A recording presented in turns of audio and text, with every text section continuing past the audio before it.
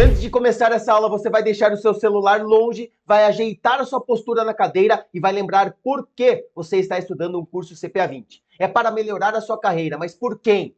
Por você mesmo? Por alguém da sua família? Pai, mãe, filho, filha, esposo, esposa? Lembra disso, não desista e eu vou junto com você até a sua aprovação. Deixei aqui na descrição desse vídeo o acesso à nossa plataforma de estudos, onde você tem mais de 1000 questões para treinar bastante, um caderno de questões dissertativas para memorizar ainda mais o conteúdo e suporte especializado via WhatsApp com os nossos professores de segunda a segunda. Agora sim, tem uma ótima aula. Agora você vai aprender sobre swap, que é um instrumento de derivativo muito importante para a sua prova. Aqui você precisa entender o conceito de swap, as principais características e todo o fluxo de negociação, porque esse é importante para a sua prova, que já é um pouquinho mais prática do que outras provas Ambima. Bora começar então entendendo o conceito de swap e para isso bora dar um passinho atrás e relembrar o conceito de derivativos.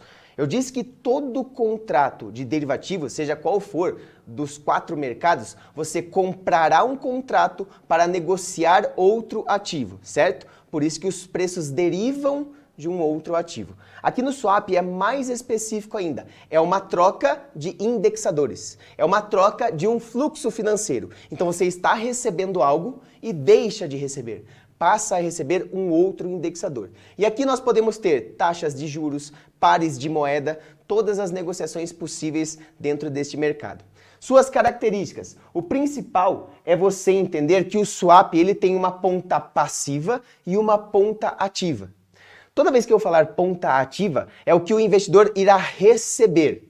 E ponta passiva é o que ele deixa de receber. Aqui no fluxo de negociação isso vai ficar ainda mais claro para você. O resultado, a diferença entre esta ponta ativa e ponta passiva, vai gerar então o ajuste, que é exatamente o que o investidor receberá do swap.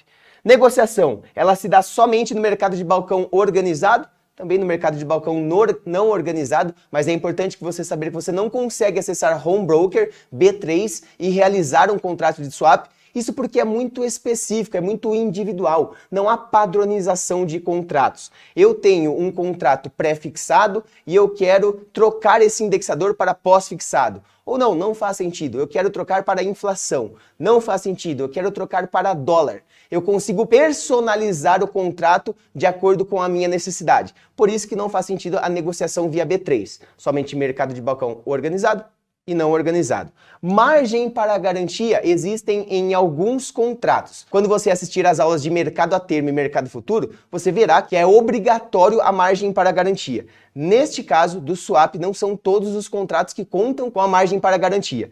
Alguns contratos terão e serão negociados via B3 para trazer mais segurança para ambas as partes, pois a B3 passa a ser a contraparte da negociação. Perfeito? Por fim, tributação segue a tabela regressiva. O swap é o derivativo diferentão.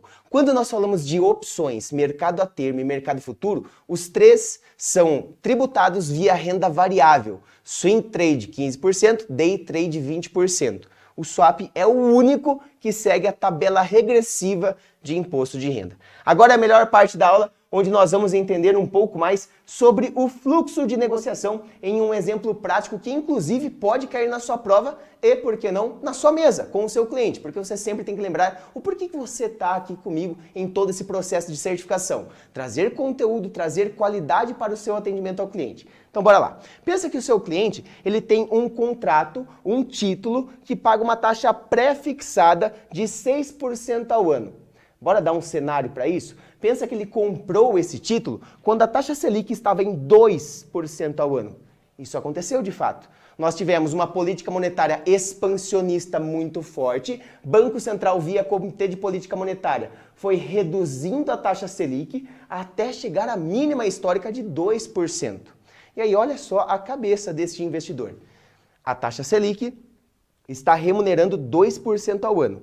Ou seja, se eu comprar uma LFT, que é o título com menor risco de mercado, tido por muitos até o ativo livre de risco, eu ganho 2% ao ano. Ah, eu não quero isso, eu quero correr um pouco mais de risco para ganhar maior rentabilidade. Então eu comprei esse título pré-fixado, porque eu ganho 6% ao ano. O meu prêmio pelo risco é 4%.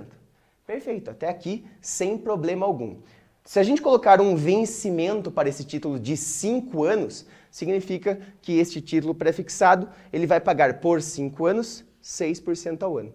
Só que o que aconteceu depois da taxa Selic chegar a esse patamar de mínima histórica? A inflação ficou descontrolada. Porque é óbvio, quando você expande base monetária na economia de qualquer forma, a demanda sobe muito frente à oferta e os preços sobem. Bom, eu não preciso ficar explicando inflação aqui para brasileiro, a gente sabe muito bem isso na pele. Mas, após este resultado, existe uma consequência. O Comitê de Política Monetária, a cada 45 dias, passou a elevar a taxa Selic. Cada vez maior, de 2 para 3, de 3 para 4, para 6, para 8, para 10. Então, vamos colocar aqui que essa taxa Selic, ela passou de 2% para 12% ao ano. Certo? O que acontece com esse investidor agora? Esse investidor tem nas mãos um título pré-fixado, que é uma rentabilidade absoluta, não depende de ninguém. Será 6% ao ano.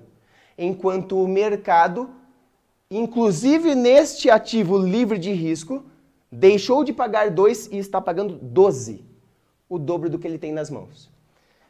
Duas coisas podem acontecer. Ele pode ser fiel ao título e manter até o vencimento. Ele fica longos 5 anos com esse título e assume que ele vai ganhar 6%. Ah, beleza, Piacentini, tranquilo. Ele conseguiu não perder dinheiro, ele ganhou lá a rentabilidade acordada, porque eu sei, eu não vou sofrer com a marcação ao mercado. Eu levo o meu título até o vencimento e eu assumo a rentabilidade acordada. Tudo bem, só que você vai ter na mão um título que paga 6 e todo o mercado está ganhando 12. É uma forma de desvalorizar o seu capital também. A segunda forma, e pior, é a marcação a mercado. Se ele vender este título, independente do prazo, antes do vencimento, ele sofre com a marcação a mercado e ele terá o seu título desvalorizado, porque você já viu em outros módulos isso. Quando nós temos um título pré-fixado e a taxa de juros sobe, o preço unitário desse título cai, se desvaloriza. Taxa de juros e preço unitário são inversamente proporcionais, certo? Isso você não pode esquecer para todo o conteúdo da prova. Beleza, então ele perdeu dinheiro de qualquer forma. Ele se ferrou de qualquer forma. Não porque ele conhece você. Você vai indicar para ele um swap. Você vai dizer para ele swapar a operação. Como que ele faz isso? O que está em evidência, o que está em alta com este cenário econômico? A taxa pós-fixada. Pensa numa LFT. Pensa em um CDB pós-fixado. Ele vai acompanhar toda essa alta da taxa de juros. Olha só que maravilha.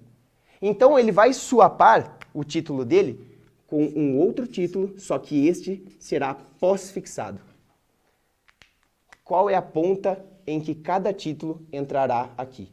Lembra que eu falei lá nas características do swap? O swap é um instrumento de derivativos que ele conta com duas pontas, a ponta ativa e a ponta passiva. E eu disse para você, quando eu falo ponta ativa, é aquilo que eu quero receber. Quando eu falo ponta passiva, é aquilo que não está legal para mim e eu quero deixar de lado, deixar de receber. Certo? Ele ficará passivo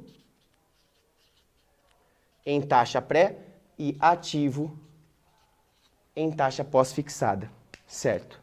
Durante todo esse período, ele deixa de receber os 6%, ele entrega para alguém, porque na outra ponta precisa ter uma outra pessoa ou instituição. O swap ele pode ser feito entre duas pessoas, ou seja, 2 investidores, ou um investidor e a instituição financeira. Mas necessariamente precisam existir duas partes na negociação. E as duas, elas se complementam. Não tem como, um ganhou 20% aqui, esse aqui ganhou os 20% também. Não. Uma parte tira da outra obrigatoriamente. Certo? O que vai acontecer nesse caso? Vamos considerar, porque você que está estudando com a gente aqui em todo esse processo, sabe que o título pós-fixado dele não vai remunerar 12%. Ele vai ganhar a variação percentual de 2 para 12. Tá? Não precisa se atentar a nenhum cálculo aqui, eu quero que você entenda conceito, teoria. Então, olha só, vamos considerar que dentro desses 5 anos, nesta elevada da taxa de juros, a rentabilidade acumulada do título pós-fixado foi de 10% ao ano. Ele chegou com um resultado de 10% ao ano. O que acontece agora? Olha só, ele está ganhando na parte ativa 10% ao ano, enquanto ele deixou de receber 6% ao ano. Vamos lembrar de uma característica importante que nós falamos lá no começo da aula? Ajuste. Todo swap paga ajuste. O meu resultado como investidor dentro de um swap não será a ponta ativa. Será a diferença entre a ponta ativa e a ponta passiva. Qual é essa diferença? Se eu tenho que a minha ponta passiva é de 6%, eu tenho que o meu resultado é de 4% ao ano. Olhando para trás, o prêmio pelo risco que ele queria era 4% ao ano. Foi uma forma dele se proteger de acordo com o cenário que ele tinha em mãos. Ah, mas então só dá para fazer swap entre operações de taxas de juros. Então eu tenho um título pré-fixado, eu fico de olho. Taxa de juros vai subir, eu faço um swap com um título pós. Ou o contrário, eu tenho um título pós-fixado, taxa de juros vai cair, eu faço um swap com um título pré-fixado. É legal, mas você pode incluir outros indicadores nessa operação. É muito utilizado por empresas que têm dívidas em dólar, dívidas atreladas a uma taxa de câmbio. Não faz sentido para a empresa ter uma dívida para pagar daqui a 6 meses, com a variação do dólar, ter nas mãos um título CDI. Não faz sentido. Muitas vezes, independente da alta da taxa DI, não vai chegar nem perto da variação cambial e ela vai ser prejudicada por conta da alta da dívida dela. Então é muito importante que você entenda o fluxo de negociação, ou seja, o que acontece com a ponta passiva e o que acontece com a ponta ativa, e criar cenários para você treinar. Claro que você vai ter tudo isso em nossos simulados. Quando você chegar na parte dos 10 simulados completos para a sua prova, dentre eles você vai sim encontrar ali algumas questões sobre swap, para treinar um pouco mais cada um dos conceitos, características e principalmente um pouquinho mais da prática, inserindo cenários reais, certo? Ponto final. Vamos considerar novamente que este título pré-fixado, como nós já dissemos, ele tinha um prazo de vencimento, porque você já sabe, eu gosto sempre de dar passos atrás. Nós estamos falando aqui de títulos de renda fixa. Para ser considerado renda fixa, necessário obrigatoriamente 3 critérios. Ter prazo, 5 anos. Ter rentabilidade, 6%. E ser uma dívida. Então nós estamos falando de uma dívida que possui prazo certo para vencimento, que são 5 anos. Só que o swap em si, ele aconteceu faltando 360 dias para acabar o contrato desse título. Qual será a tributação aplicada a esses 4%? Lembra? Aqui é a ponta ativa, aqui é a ponta passiva e aqui eu tenho o meu ajuste. A base de cálculo para a tributação sempre será a diferença, sempre será o ajuste. E aí eu vou considerar todo o andamento do título, 5 anos, dentro da parte de tributação de renda fixa, com certeza acima de 721 dias, e eu tenho 15% de tributação. Não, eu vou contar sempre esta data. O momento do swap, o momento em que foi realizado o swap, eu começo a contar uma nova data de vencimento para entender qual será a tributação aqui. No caso, eu tenho de 0 a 180, de 181 a 360. Opa, é a segunda faixa de alíquota de imposto de renda. Isso aqui tem que estar na sua cabeça, tá? Essa aqui é a tabela regressiva de imposto de renda que você tem que ter tatuado na pele, se você não lembrar exatamente nessa aula, tá? Segunda faixa, nós vamos ter 20% de imposto de renda sobre o ajuste. Quando que o swap não vai ter tributação? Nesse caso aqui. Não é impossível. Você terá um swap sem imposto de renda quando o seu swap for esse daqui. Aí não tem jeito, eu e a Amanda a gente já cansou já. Esse bicho aqui, ó, ele simplesmente comeu sofá, comeu mesa, comeu parede, comeu tudo que era possível. Então não tem como ter lucro com o swap, é só prejuízo. Para quem não sabe, swap é o meu cachorro com a Amanda, que acabou de aparecer aqui com uma cara de desesperada, porque não tem nem sofá mais em casa, porque acabou. O swap simplesmente acabou com tudo. Fora isso, tributação, tabela regressiva e não conta com o IOF, fechou? Aguardo você na próxima aula. Eu sei que às vezes acaba a aula e bate aquele cansaço, porque você vê muito conteúdo e se vê distante ainda de entender todo o conteúdo do edital, de estar 100% preparado, preparada para a prova. Eu sei que isso é normal, mas eu tô aqui para lembrar você que é possível e você vai conseguir, você vai chegar até o final. Eu tô junto com você nessa jornada rumo à sua aprovação. Eu deixei separado no link da descrição desse vídeo o acesso à nossa plataforma de estudos, caso você queira mais questões para se sentir confiante com a linguagem da prova, um caderno de questões dissertativas para que você possa memorizar mais o conteúdo e, claro, um suporte especializado por WhatsApp com professores para você tirar qualquer dúvida. Eu não quero que você chegue no dia da prova com dúvidas, com medo e se sentindo sozinho. Tô junto com você nessa e aguardo você aprovado.